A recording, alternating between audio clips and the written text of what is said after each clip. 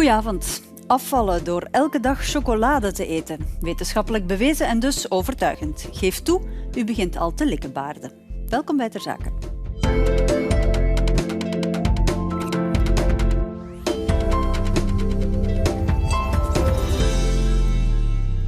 If you have some quirky diet, you just put together a tiny little study. Maybe you get lucky, maybe you manipulate things a little bit and you get the result you want. And now you have the stamp of science on your work, and then you can launch a whole campaign around it.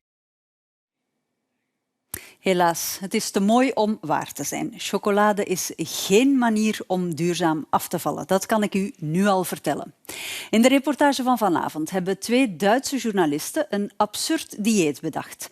Om aan te tonen hoe gemakkelijk we door de gezondheidsindustrie om de tuin worden geleid. Tegelijk wordt duidelijk hoe de voedselindustrie te werk gaat om ons te verleiden.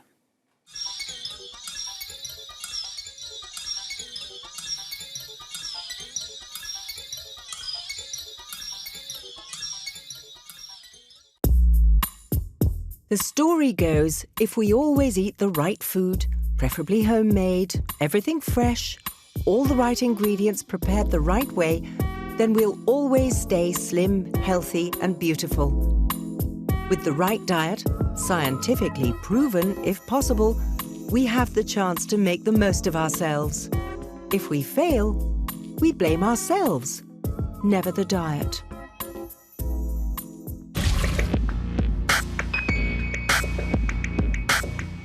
That's my colleague Diana. In the coming weeks and months, we'll show how easy it is to let ourselves be manipulated by dubious diet studies. Peter and I risk a mad experiment. Along with questionable science, knee-jerk journalism plays a pivotal role in this story. To begin with the facts. There are at least 28,345 nutrition studies worldwide, and nearly every one says something different. We're supposed to eat more vegetables, prevent cancer, stay healthy. We need more carbs to gain power. But studies also warn they can make you fat and sick. Too much processed meat is said to cause cancer. And yet they also say don't worry about saturated fats. Walnuts seem to help against prostate cancer and Alzheimer's. White flour is generally pretty bad. While it has been demonstrated that fish makes you smart. Instead of bacon, choose fruit, always a safe bet. Only fructose makes you fat as well. And actually, too much fruit can be really dangerous. Mediterranean fare is the healthiest. We all trust in science. It's almost like a religion. It's supposed to tell us how we should look after ourselves. I'm meeting Uwe Knopp, one of the most critical nutritionists in Germany. He's not particularly well liked by his colleagues. Little wonder, with statements like this. Es gibt so viele Studien, weil viele gemacht werden, aber das heißt nicht, dass die Beweise liefern. Die Ernährungswissenschaft basiert vorwiegend auf Beobachtungsstudien und diese Studienform, die kann nur Hypothesen generieren, Vermutungen, aber niemals Beweise liefern.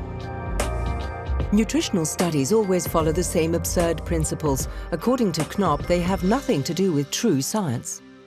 Es ist zum Beispiel so, dass wenn man herausfindet, dass die Arte-Zuschauer länger leben als die RTL-Zuschauer, dann würde dann die Ernährungswissenschaft daraus machen, Arte verlängert das Leben. Da wird sich jeder an den Kopf packen. Aber wenn Sie lesen, Ballaststoffe verlängern das Leben, dann glaubt man das, weil es oft genug wiederholt wurde. Aber das Prinzip ist das gleiche. Es gibt nur einen statistischen Zusammenhang. A hängt mit B zusammen. Aber ob das ursächlich ist, weiß kein Mensch.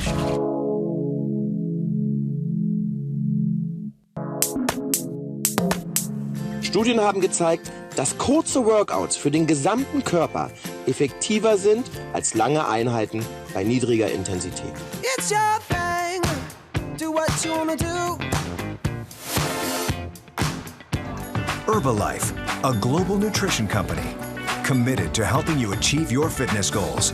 Our protein shakes, vitamins. The diet industry is booming. New providers are constantly crowding into the market. Some sell as whey, others concepts for a long-term change of diet. And since many customers have had bad experiences in the past, providers rely more than ever on studies and scientists. This is all aimed at convincing us that serious nutritionists and scientists stand behind these products. Studien zeigten, dass Fett nicht daran schuld ist, dass wir immer dicker werden. Ganz im Gegenteil. Publishing science is almost like free advertising. So if you have some quirky diet, you just put together a tiny little study. Maybe you get lucky, maybe you manipulate things a little bit, and you get the result you want. And now you have the stamp of science on your work, and then you can launch a whole campaign around it. And next thing you know, everyone's talking about, low-carb diets or high protein or only celery, whatever. John Bohannon is a journalist with Science magazine, one of the most renowned scientific publications in the world. He's long been concerned with the reliability of scientific studies and is all but certain a whole lot of nonsense is being published, and that permanently wrecks the credibility of serious researchers. It is still the case that people respect the scientific imprimatur on some claim. And we should. That's what science is supposed to be for. It means that if I tell you that X is good for you, and then I say, oh, and a scientist has done an experiment and found that it really is true, you should trust it more. That's what science is for. The problem is, how do you know whether the science was good? That's harder and harder to tell. It's not only consumers that face this problem. Plenty of scientific rubbish ends up here, in magazines. And currently, diets are the top sellers. Major magazine publishers in Germany increased their advertising revenue by displaying diets and nutrition on their covers. No matter how absurd, no matter how way out, every diet finds its customers. The diet market in France in particular is gigantic. Not only in its variety, but also in its absurdity. Being in shape is a public pressure for women here, and nothing is too crazy not to be sold as a diet. For instance, the fun diet with sweets, the honey diet, or the dash diet, whole grains only. Following the werewolf diet means you can only eat at night. Heidelberg, Germany. What if we bring our own crazy, totally ridiculous diet to the market? Would that work? How far could we go? To publish our own study, would it make it into newspapers and magazines? We're looking for a partner and meet with Dr. Günther Frank. He's written books on healthy eating and works as a physician and lecturer at the College of St. Gallen in Switzerland. Is it possible simply to invent a diet, see a scientific study through to the end, manipulate the results and publish them? He thinks it is. Es wird ja ganz offen schon von Wissenschaftsmüll gesprochen. Sie müssen diese Dinge irgendwie unterbringen. Also es werden ja 1000 Publikationen gefordert, man macht darüber Karrieren. Auch das Universitätsrating baut im Prinzip auf diesen Veröffentlichungen auf. Es besteht ein unglaublicher Druck zu publizieren und es braucht für alles Abnehmer und für die minderwertigen Studien, da kostet das halt nur einen bestimmten Betrag, dass sie publiziert wird. Also das ist letztendlich eine logische Folge dieses ganzen Publizierungsdrucks. And together with Dr. Frank, it's this very system we're planning to exploit. But first, we're off to the annual meeting of the German Obesity Society in Leipzig. The society is an association of medical experts who specialize in obesity. It researches the causes and helps to develop countermeasures, but its main concern is to get obesity classified as a disease. This way, doctors would earn more money, or, this is how the society puts it, obesity could be treated more effectively. The exhibition halls in Leipzig are crowded. Here, physicians, pharmaceutical companies, diet providers, lobbyists and food industry delegates all jockey for space. The agenda of this massive diet bazaar is clear: to engineer future sales. And a strong ally in this equation, the scientific study. Für Adipositas haben wir auf alle Fälle schon Studien, die seit 6 Jahren laufen. Jetzt das Leberfastenkonzept gibt es seit 2 Jahren und da sind natürlich die Studien erst seit 2 Jahren alt. Und man sieht halt wirklich im Prinzip, was die Leute im Prinzip am Körpergewicht am Anfang hatten. Hier zum Beginn zum Beispiel 100 Kilo und nach einem Monat im Prinzip haben sie 6 Kilo abgenommen. Vor 2 Jahren ist eine große Studie mit 9000 Patientendaten im International Journal of Obesity dazu veröffentlicht worden. Wir haben hier eine Wissenschaftsbroschüre, in der wir alle unsere Studien dokumentiert haben. Studien gemacht haben wir zum Thema Typ-2-Diabetes, Probanden mit Insulintherapie oder auch orale Antidiabetika. Studien zur Fettleber, und zwar zur nicht-alkoholischen Fettleber haben wir gemacht. Und dann hat man gesehen, dass die Nussesser sozusagen eine bessere Elastizität der Blutgefäße haben, als die keine Nüsse gegessen haben. Also die haben gar nicht viel verändert in ihrer Ernährung, sondern nur die Walnüsse zusätzlich gegessen und es hatte positive Wirkung. I'm assured that everything here is highly reliable, all these countless studies. Regardless of whether they're about walnuts, oils or diet products, everything seems to be exhaustively scientifically investigated, verified and certified. Can I believe that? Wir haben 100.000 Personen, die werden zu ihrer Ernährung befragt. Das heißt, dort gibt es schon mal den ersten Schwachpunkt, denn die Datengrundlage basiert auf den Eigenangaben der Probanden, also der Studienteilnehmer. Ob die Wahrheit erzählen oder bis sie schummeln, weiß niemand. So. Dann schaut man 10 Jahre später, wer lebt noch, wer hat welche Krankheiten und so weiter und so fort. Und dann fängt man an, Korrelationen zu knüpfen, also statistische Zusammenhänge. Dann sehen die Forscher meinetwegen, wer die meisten Bananen gegessen hat von diesen 100.000 Personen, der lebt am längsten. Daraus wird dann konstruiert, Bananen verlängern das Leben. Also unsere Empfehlung lautet, liebe Leute, esst Bananen, denn dann habt ihr ein langes Leben. What really is a good diet? The German Obesity Society answers this question in its S3 guideline. The most renowned nutritional scientists in Germany collaborated to prepare this guideline for their peers.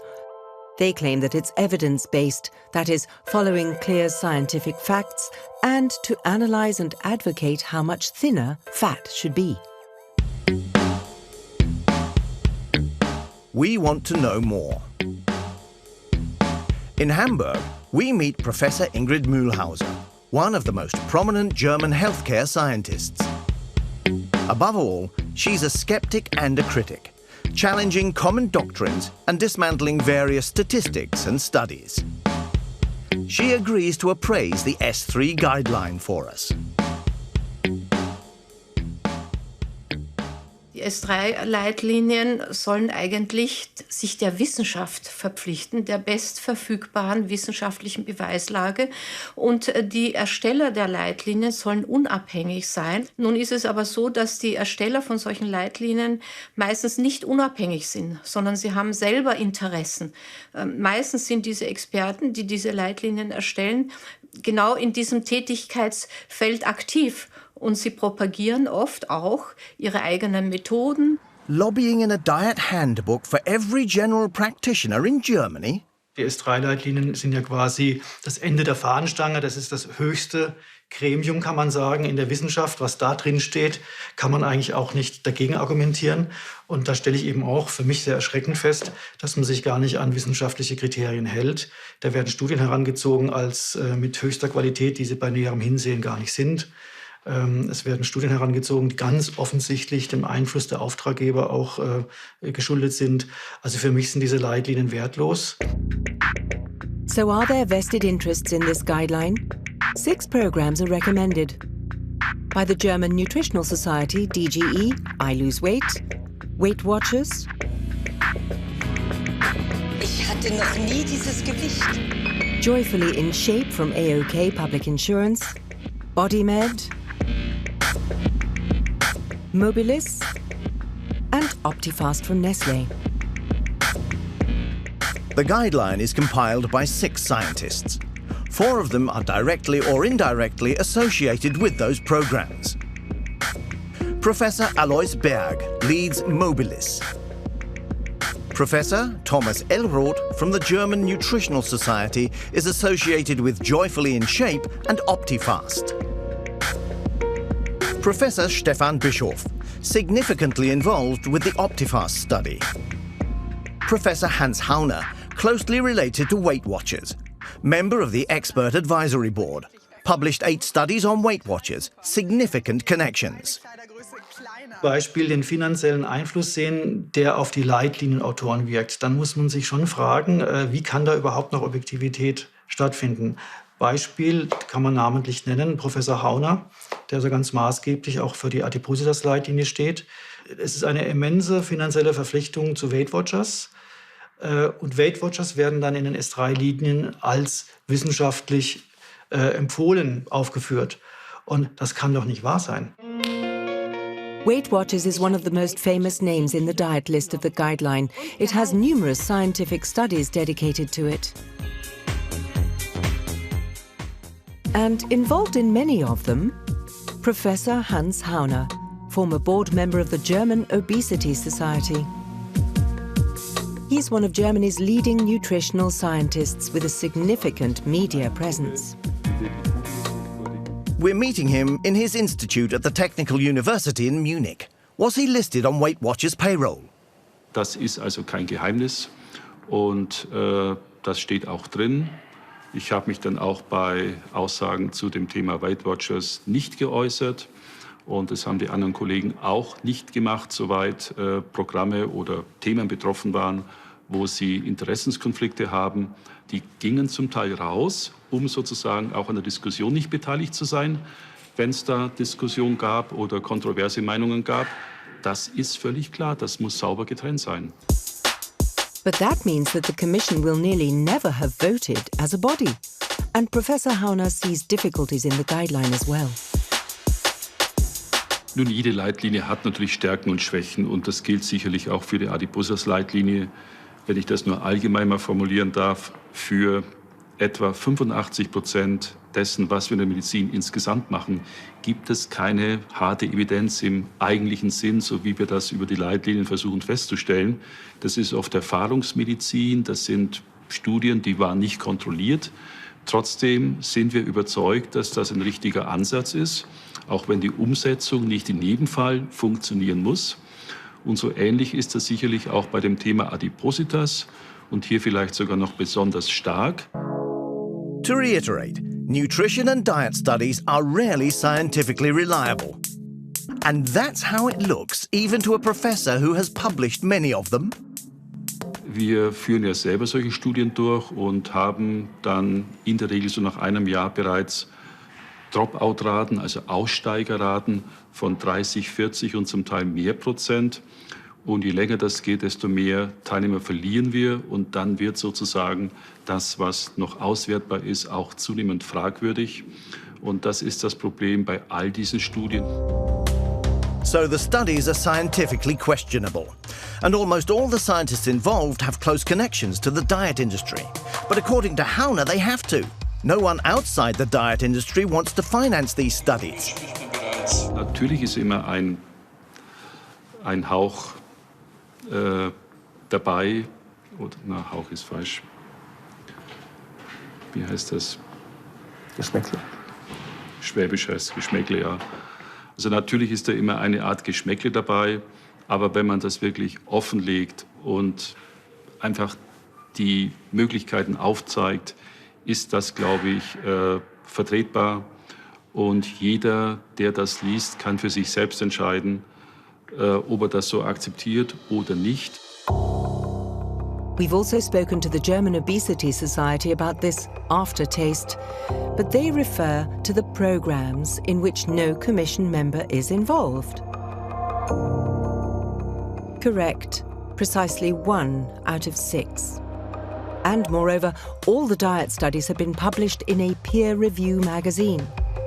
Peer review means that other scientists examine the essay before publication, and that's the starting point for our own diet study.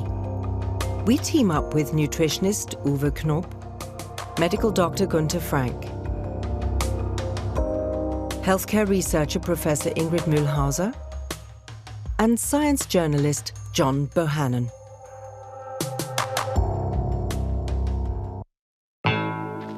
Before we take on our own study, we're up for a little crash course with Professor Mühlhauser. What are the best tricks to get the desired results in a diet study? Es wird von vornherein die Vergleichsgruppe schon so ausgewählt oder mit einem solchen Programm versehen, von dem man von vornherein weiß, dass es nicht so gut abschneiden kann. That means if you want good results, make sure only one group hits the gym and gets good food. That would be Group A, technically termed the intervention group. The other group continues as before. Group B, fast food on the couch instead of sport and smoothies. For the scientists to know who to put in the right group, so-called run-ins are arranged previously. Das heißt, ich teste erstmal mit den Versuchspersonen, wie sich die so anstellen. Und sag mal, ja, wir machen das doch jetzt mal, probieren Sie mal. Und wenn ich dann sehe, dass die Leute da nicht kooperativ sind, dass sie nicht zu den Kontrolluntersuchungen kommen, dann kommen die von vornherein nicht in Frage für die Studie. The couch potatoes are left out or sent directly into Group B. Das heißt, ich nehme dann nur mehr die Patienten da mit rein oder die Personen in eine solche Studie, von denen ich von vornherein schon weiß, dass die großen Spaß haben, daran mitzumachen und auch mit dabei zu bleiben. Dann kann ich natürlich auch eine hohe Compliance-Rate erreichen. Only the cooperative ones are welcome to join Group A. This guarantees the success of the study, if they don't give up. And if they do, that's no problem either. Die dann nicht mit dabei bleiben, weil ihnen das zu aufwendig ist oder weil sie es nicht schaffen, weil sie sehen, dass sie nicht abnehmen oder sogar wieder zunehmen, aus lauter Verzweiflung vielleicht, dass diese Personen, die scheiden dann aus, die kommen nicht mehr zurück und dann wird der letzte Wert, den sie hatten, wo sie sozusagen noch gut mit dabei waren, der wird dann benutzt für die Auswertung. Hence, everything fits together perfectly, no matter what the participants have done, and no matter how many are still left.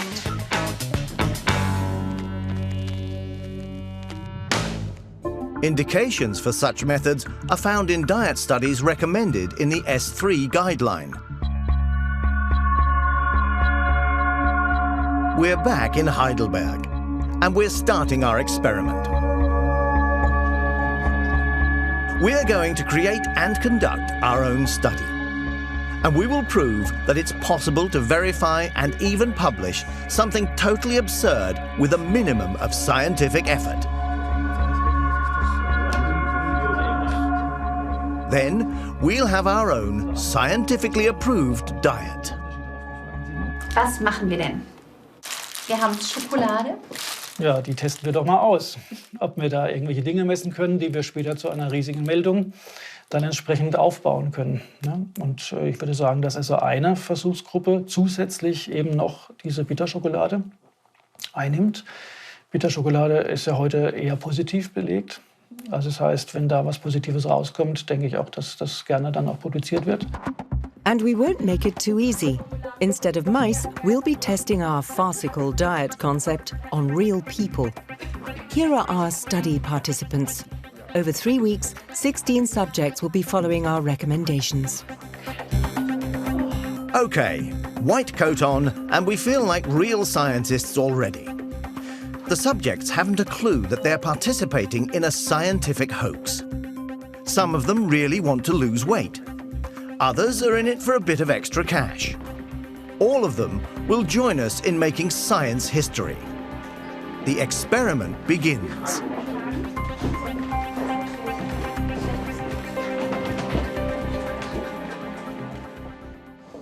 Ja, vielen Dank, dass ihr da seid. Der Ablauf wird folgendermaßen sein. Es ist ja eine wissenschaftliche Studie, das heißt, wir brauchen verschiedene Gruppen, die man miteinander vergleichen kann. Das heißt, sie werden in 3 Gruppen eingeteilt, die jeweils unterschiedliche Ernährungsformen ausprobieren sollen. Und nach 3 Wochen wird geschaut, was eben rausgekommen ist. Most diet studies have merely 2 comparison groups. We'll have 3. That makes it even more professional. Group A is on a diet and eats chocolate. Group B is on a diet only. And Group C continues as before. As with every study, there's a bunch of paperwork first. Then we weigh and measure our participants, more or less professionally.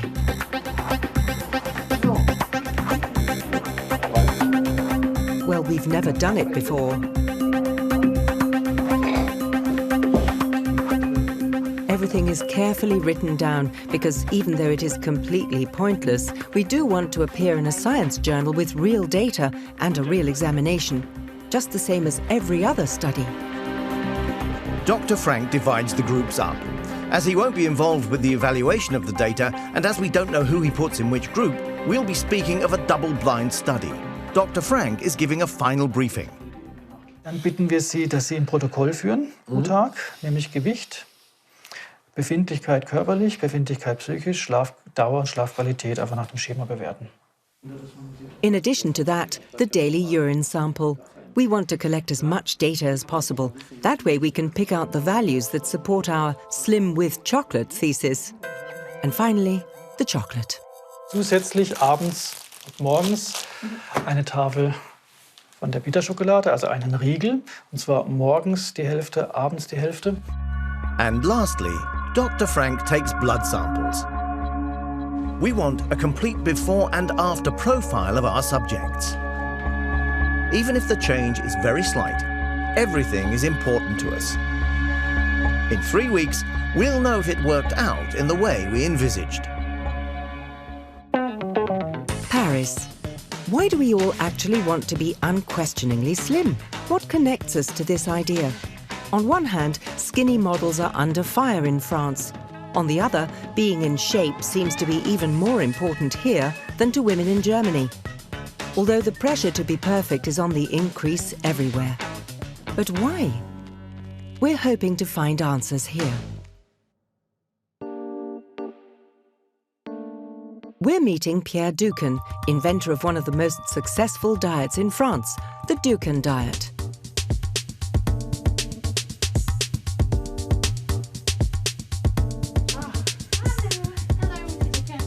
How are you? All right, fine, thank you. Nice to Was see it you. okay? Yeah, traveling with everything all right. Aujourd'hui, on est dans une culture, un culte de la minceur. Ça, c'est la position sociétale.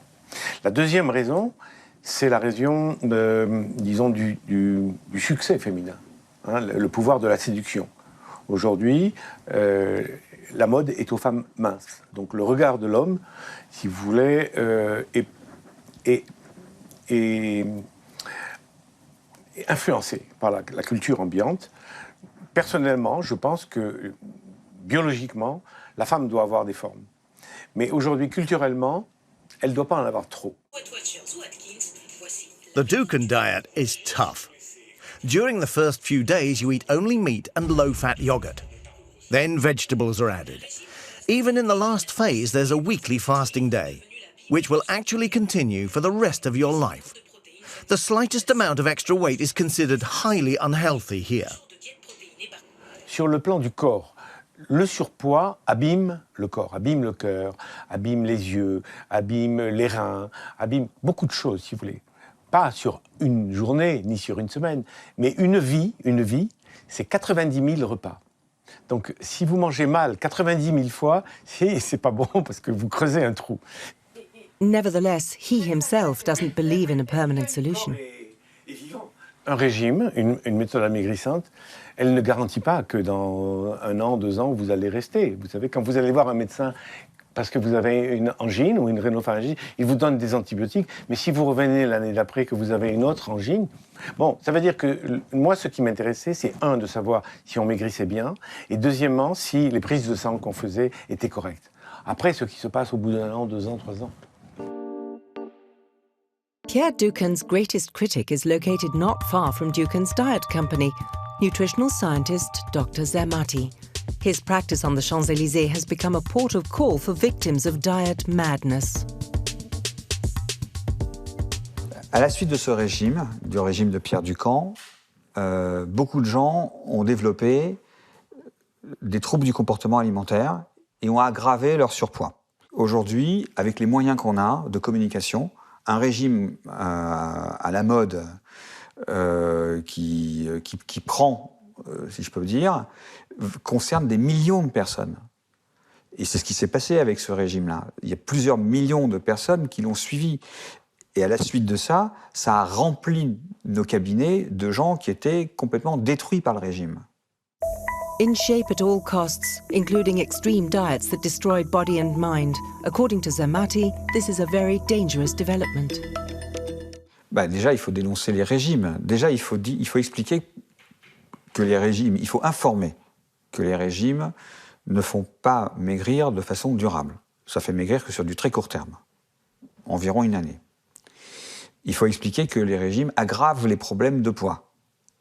Et il faut expliquer que les régimes aggravent les troubles du comportement alimentaire et les troubles psychologiques. Bon, ce sont des constats. Là-dessus, je pense que toute la communauté internationale est d'accord. Back in Germany, we are visiting our subjects. They're all fully engaged, sticking to their diets. They go without carbs, take urine samples, weigh and log themselves. Even their fridges are in great shape, like Jennifer Trares. Sehr viel Obst und Gemüse, Karotten vor allem und dann noch verschiedene Arten an Tofu. She's in our non-chocolate group, much to her disappointment. Wenn überhaupt, dann habe ich Lust auf Schokolade oder irgendwas Süßes oder so, aber dass ich jetzt Nudeln oder Pizza oder sowas vermissen würde, eigentlich gar nicht. Nee. A good thing for us, Jennifer is super sporty anyway and has already been on low carbs for some time. No big change for her then, so she won't lose much weight. And she's not supposed to. She's in the comparison group B. Low carb, no chocolate. We're at Helga Wagner's. She's done numerous diets. As a result of her excess weight, she's now diabetic. Her biggest problem? The Yo-Yo effect.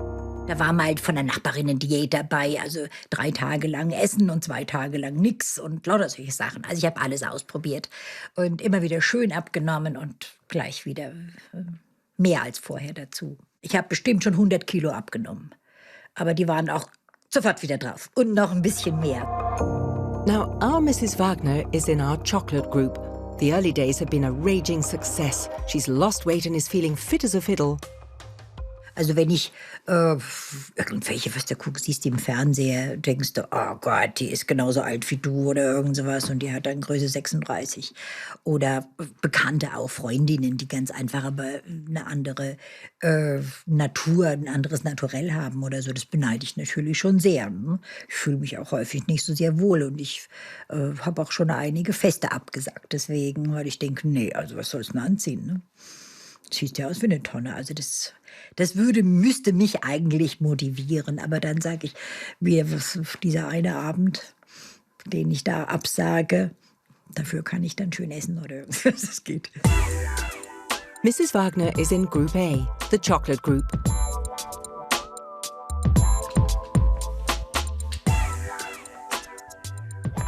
Three weeks have passed. Time to weigh and measure and synchronize all the data. All 16 participants are present, but we'll only keep 14 of them. One important thing noted, the dropout rate.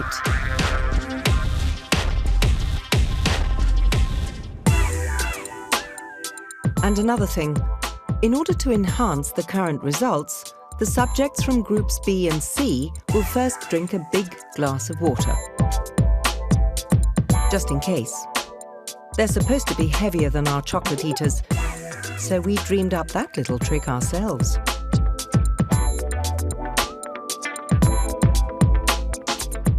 And other good ideas to prove scientifically that chocolate makes you thin come from our Dr. Frank.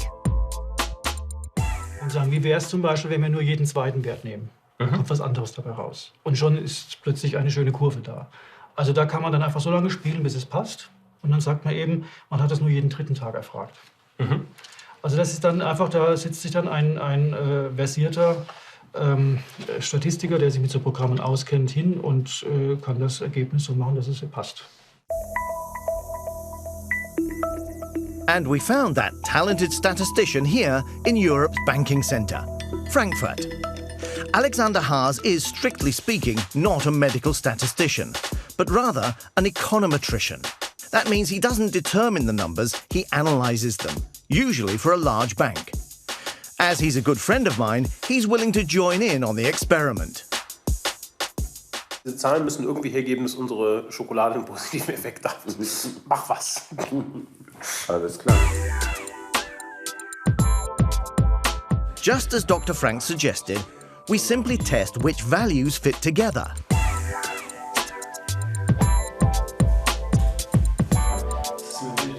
Wenn wir alle 3 Tage, alle 4 Tage, alle 5 Tage einen Messwert nehmen, können wir damit den Eindruck erzeugen, repräsentative Datenpunkte ausgewählt zu haben, obwohl wir dabei uns Freiräume schaffen, um gezielte Punkte auszuwählen, die dann ein anderes Bild vermitteln.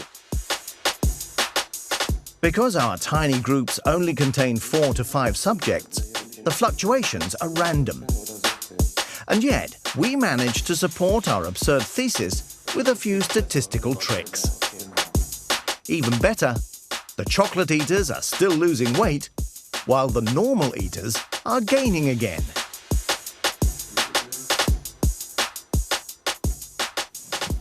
Also hier kann man, ich sehe hier den Jojo-Effekt schon richtig. Ja, das ist die Low-Carb-Gruppe, die verliert dann entsprechend Motivation und die Diät ist nach 3 Wochen nicht mehr so effektiv wie die Schokodiät. Nur damit ich es richtig verstanden habe. Leute, die uns nicht passen, schmeißen wir raus. Genau. Eine Grafik drehen wir so, dass sie irgendwie noch dramatischer aussieht. Genau, durch Relativierung, durch Kontrollgruppen oder andere Differenzen. Und die bei den täglichen Werten suchen wir uns einfach die Werte raus, die uns passen, machen eine Reihe daraus und so, dass wir immer noch von Signifikanzen sprechen.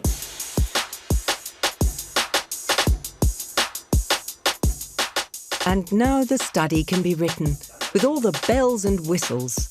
Preface, statistics, test description, following the example of studies printed in prestigious publications. And then it's done. Finally, our study is complete.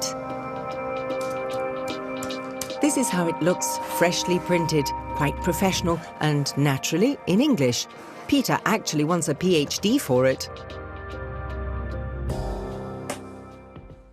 We're taking our study to Uwe Knopp. He's going to help us. How should we best present our diet?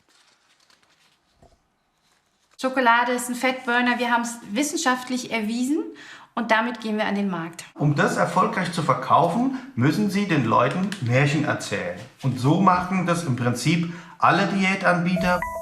We already know that. Uwe Knopp explains what to do first. Wir müssen erst in ein wissenschaftliches Magazin, oder?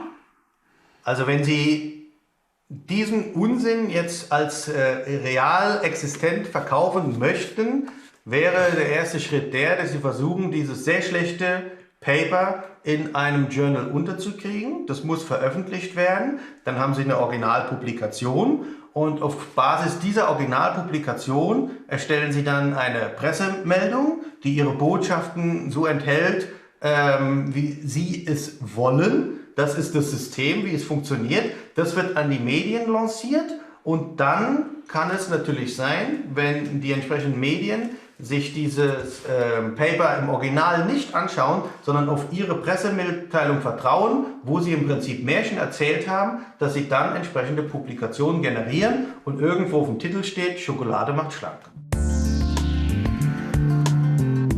Peter is in Boston. Here I want to meet John Bohannon. He's a correspondent for 2 of the most renowned universities in the world, MIT and Harvard University. His doctoral degree will later play a role in our press release, but for now, we're asking him to help us to get into a peer review journal. Peer review is a quality assurance procedure for scientific publications. Experts examine the articles before publication. In this way, you can distinguish good from bad work. Technically. There's just a lot of bad science in this area. And, you have studies being published by medical doctors out of small clinics. And you also have huge studies being published by Harvard Medical School researchers. And it's very hard to tell the difference between them when the way that the statistics are reported when you finally hear about the study in a newspaper, for example. John shows us where we can apply to so-called open access magazines. According to him, it's all just a question of cash. It depends on your budget. If you're a bad guy and you have a lot of money, you can probably buy a paper in an expensive traditional subscription journal. I'm sure it can be done. We have seen scandals about every few years of money directly influencing the process of scientific publication. You can spend about $10,000 and buy yourself a position as a co-author on a real scientific paper now. There's a big market for this in China. You can actually buy authorship. So, you can imagine that's just the tip of the iceberg of corruption. We'll pay too. But to begin with, we are founding the Institute of Diet and Health, a simple homepage for a better reputation. Finally, John explains where to send our study for it to be successful. And here it goes to 30 open access magazines. Our own completely meaningless, scientifically worthless study. It's been a long project.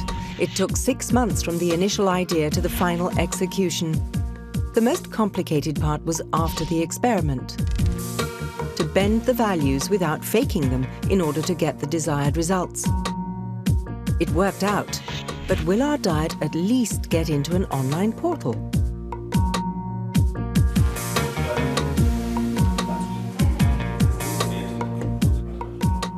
And then...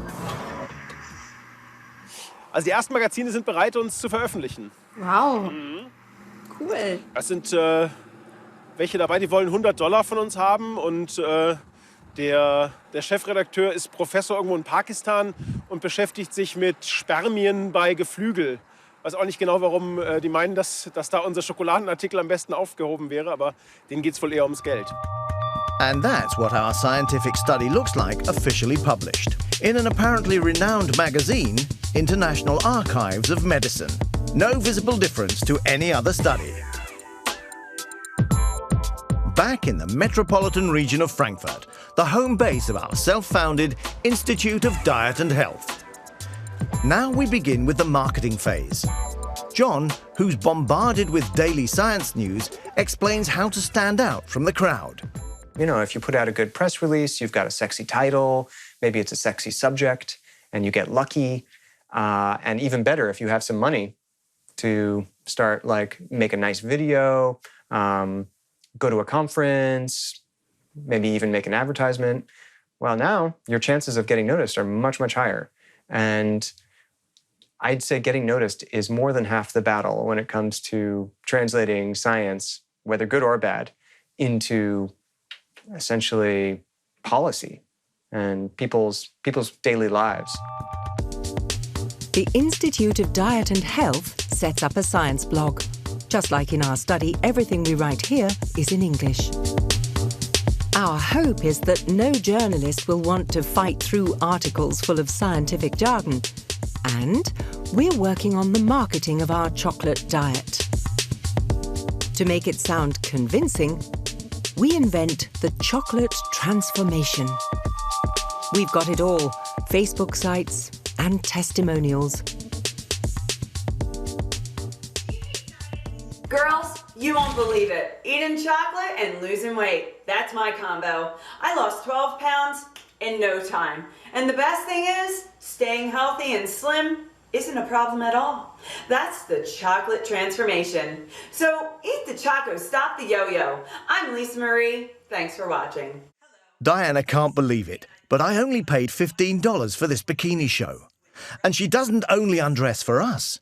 Countless shady diet providers make use of her services. How I lost over 20 pounds with Rapid Supplement Super Strength. Hey Adam, thanks for helping me get these results. Peter's in a marketing frenzy. I have to stop him before he spends our whole budget. German scientists found out your diet works better, faster, if you combine it with dark chocolate. You lose more weight and are less likely to go yo-yo. So boys and girls, get your chocolate out and let's lose some weight. Hola, chicas. Do you hate diets? Don't eat this. Awesome. Stop the yo-yo. Eat the choco. Absolutely love it. Our Facebook site is already quite active. Sure, we bought a couple of friends as well. That would have been enough. Come on, we need a couple of image spots.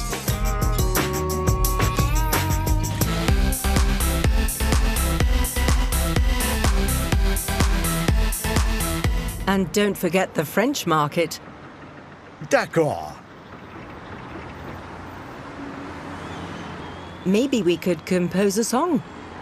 Here we are. Scientist in Germany recommends a chocolate treat. Or maybe a rap. The chocolate transformation gonna change your life. Gotta get it, you're gonna be surprised. It'll make you feel great, that's no lie. Had you jumping up for the sky. Chocolate is so good and tasty, makes you feel so warm and happy. Everybody likes chocolate now and then. Go around the world and back again. You know you can't go wrong with chocolate. We're good to go. Here comes the last phase of our experiment. Choco instead of yo-yo. That's the press report we employ an agency to send out to hundreds of journalists in Germany. Will anybody bite? Nothing happens. Well, a few unimportant blogs pick up our message. Not an earth-shattering success.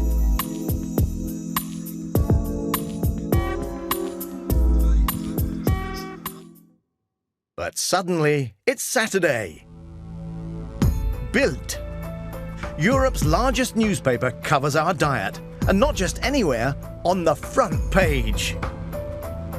What a sweet study. Eating chocolate gets you in shape. That's the surprising result of a study made by the Institute of Diet and Health. Bild takes the lead and they all follow. Cosmopolitan, Brigitte, even RTL. Focus Magazine makes a film. Schokolade macht nicht dick, sondern schlank. Zu diesem Ergebnis jedenfalls kommt eine Studie des Institute of Diet and Health aus Mainz, das sich selbst als gesundheitswissenschaftlicher Non-Profit Think Tank beschreibt. By now, millions of Germans have heard about our chocolate study. But what if they follow this idiotic diet? Wenn wir jetzt auf dem Weg eine Schokolade, esst Schokolade zum Abnehmen, Bewegung auslösen, glaube ich, schaden wir den Menschen nicht, sondern verhelfen ihn zu einem leckeren kleinen Trostpflaster. Problematischer wäre, wenn wir tatsächlich etwas genommen hätten, was vielleicht schädlich wäre. Einmal einen Reißnagel sich in den Oberarm pieksen. Es wäre möglich, dass sich sowas plötzlich dann durchsetzt. Now we want to find out if we can be successful outside Germany too. So we send out our press release to the UK and the United States. And suddenly it's on. Britain's Express, Daily Mail and Daily Star cover it. Has the world gone cocoa? And from there on, straight to the Commonwealth states. The Times of India writes about us, and many Indian media outlets follow suit. In Australia, we make the front page of Women's Health. Numerous Russian sites pick up the news. As they do in Africa, where suddenly people want to fight obesity with chocolate. The only place missing so far is the USA, the largest diet market in the world. It's right before Easter, and naturally no one here can resist the chocolate headlines either. A great study released just in time for Easter. Apparently, eat all the chocolate you want this weekend. According to a German study, daily cocoa intake can actually help you lose weight. There's a ton of weight loss pills and potions out there, promising to give you a slim figure just in time for bikini season. Yeah, right. But word from a group of German researchers, your secret ingredient just may be the sweet surprise hidden inside those plastic Easter eggs. Yep, chocolate. You know, cocoa, chocolade, chocolada.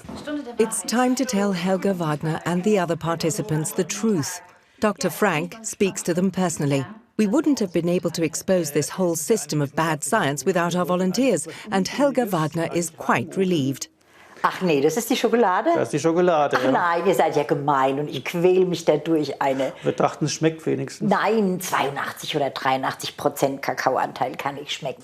Fortunately, she doesn't like dark chocolate anyway. Ja, sehr schön. We are starting to develop a guilty conscience as millions of people around the world have now heard about our chocolate report and had maybe hoped finally to have found a really sweet diet. But above all, we're angry. No journalist has investigated our Choco story. No one has checked to see how bad our study really was. Why should they? Losing weight with chocolate, that sells. And it's not the first nonsensical piece of science news published just to get women on a new diet trip that will make them even more frustrated. This business stinks. And we as journalists play along. Just like the scientists who admit not to know if the studies they publish are correct. Not to mention the companies that make billions every year with new diets. They all benefit from this scientific hoax.